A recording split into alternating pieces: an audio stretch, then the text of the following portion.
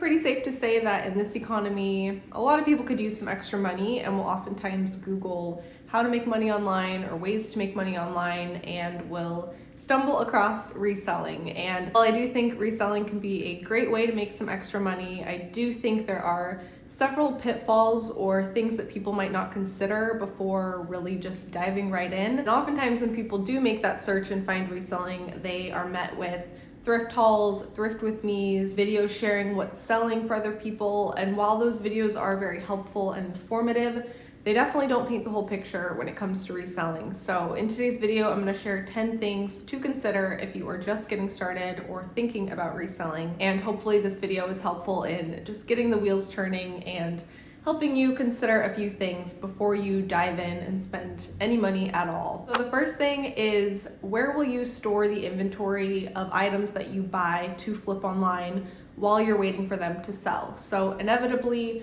the items that you buy to sell online are not going to necessarily sell right away. Some might sell quicker than others, but you will have items that you're kind of holding on to and waiting for the buyer to come along and buy them. So thinking about where you will store those items, do you have an extra closet in your home, a spare room, a garage, a basement?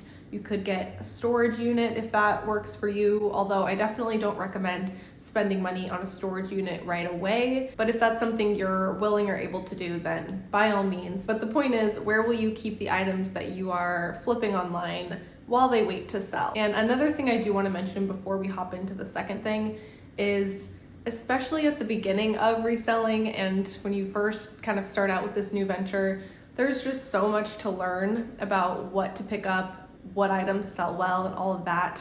And you are just bound to make some mistakes, and unfortunately that means some items might not sell. So just keeping that in mind and considering where you will store the items that will hopefully sell. Moving into the second one, and I think this is something that maybe people don't necessarily think about, and a piece that is often missing, I think, and that is that you will continually need to purchase new inventory to have new items to sell or more items to sell. And that of course means spending money. So pretty much in order to keep selling items, you need to keep buying items. So I think it's important to remember that you will be spending money on new inventory and going out and finding new inventory. Not only will you spend that time finding new inventory, but of course the money to buy those items. Just think about how much money you are willing to have tied up in inventory. That could just start out with $100 in inventory, and as you continue to sell, you reinvest and just keep it at that $100, and then eventually it can move up to $200 or whatever. But the point is, there will always be money kind of tied up that you have spent that you're waiting to see a return on. So something good to consider is how much money you're willing to have tied up in inventory, as well as keeping in mind that in order to keep things moving and to keep selling items, you do need to spend money to purchase more items. Okay, the next thing to consider is, what is your proximity to places to source good inventory at a reasonable price that makes sense for you to make a profit? So do you have multiple thrift stores in your area? Are you close enough to drive to a Goodwill outlet where you can find good, cheap inventory? Do you have flea markets nearby, estate sales, garage sales? If you are hundreds of miles from any thrift stores, maybe consider sourcing online and having things shipped to you, kind of taking that route. So that's definitely something to consider, is where you are located and what's around you as far as, you know, consistent good places to go to find good inventory.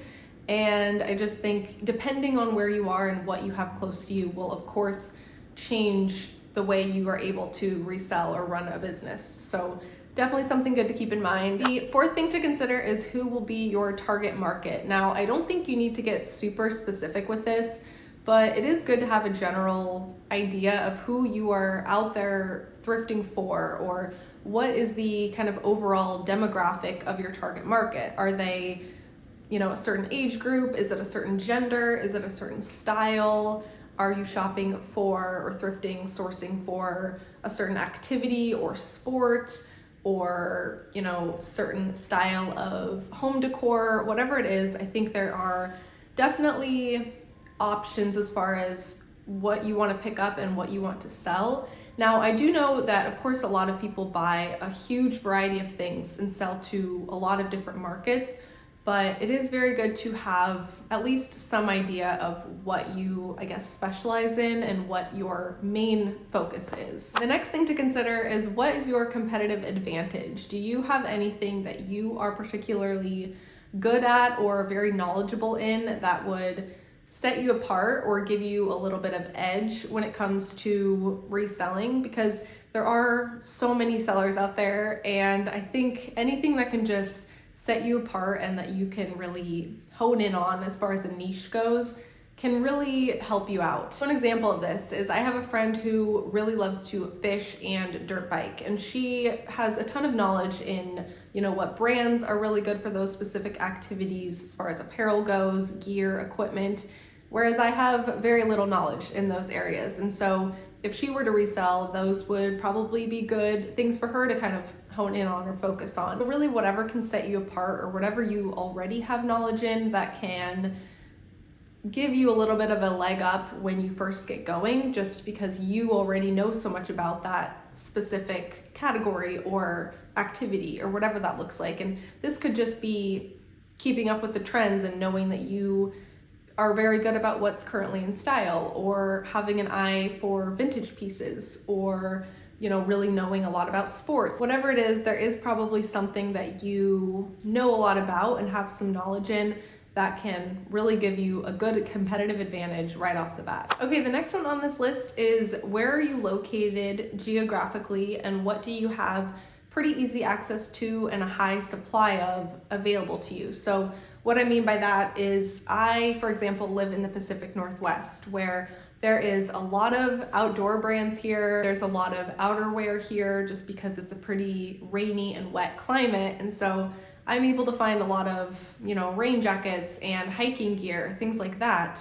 Whereas somebody who lives in Florida or the Northeast or Texas, they're going to find pretty different things just based on the climate and what brands are around. So it's definitely good to consider, what do you have pretty easy access to and a high supply of close to you that you can source and list online to make available to other people who might not have such an easy access to or high supply of close to them. The seventh thing to consider before you start reselling is, how much time are you willing and able to spend on this, and what are your goals? What do you hope to get out of this? I think it's really good, before you just jump right in and start buying things and flipping things, to consider what you hope to get out of this, and maybe what some of your short-term current goals are, as well as your longer-term goals with reselling. I think it'll look pretty different if you are hoping to make an extra $100 a month versus if you are hoping to make an extra $2,000 a month. It's just going to be a little bit different. So I think taking a few minutes to just really consider your goals and what you really want out of all of this can only really help you. And I think that's just a smart thing to do with anything that you're considering doing, is before you really just dive right in, really consider what you're able to put into it, what you want to get out of it, and a few goals potentially. Something I think that's really important to mention is, the people that you see online who are reselling full time and making a lot of money from it, most of them have been at this for a very long time and have really built things up over time. So I was definitely guilty of this when I first started reselling, is thinking that I could just start flipping things and make a bunch of money right off the bat, and that's just not true. It's definitely more of a slow and steady race when it comes to reselling, and I think it's just good to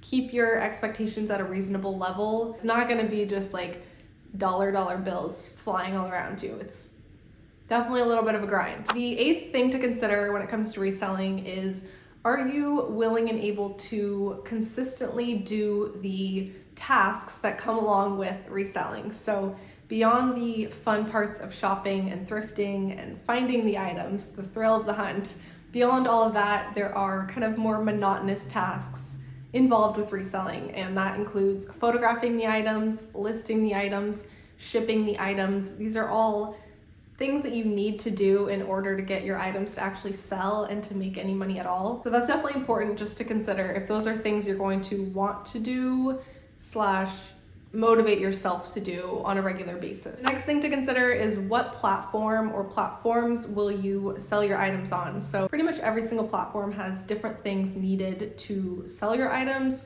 So I think it's good just to kind of consider what platform or multiple platforms you will sell on. It's really up to you where you will sell, and there are so many free YouTube videos sharing all about different platforms and how to actually make sales on those platforms. So doing a little bit of thinking about that and considering if you will just put all your time and attention into one platform or if you will cross list onto multiple platforms and diversify a little bit. So something to consider. Of course, you need to know where you're going to sell and figure out exactly what you need to do to make sales on that platform. And the 10th and final thing to consider, at least on this list, I'm sure there are several other things to consider, but what can you do to test out if this is something you will even enjoy and want to do before you spend a single dollar at all? So do not, I repeat, do not go out and spend a bunch of money figuring it out, okay? What can you find around your home that you can sell without having to spend any money going out and buying inventory?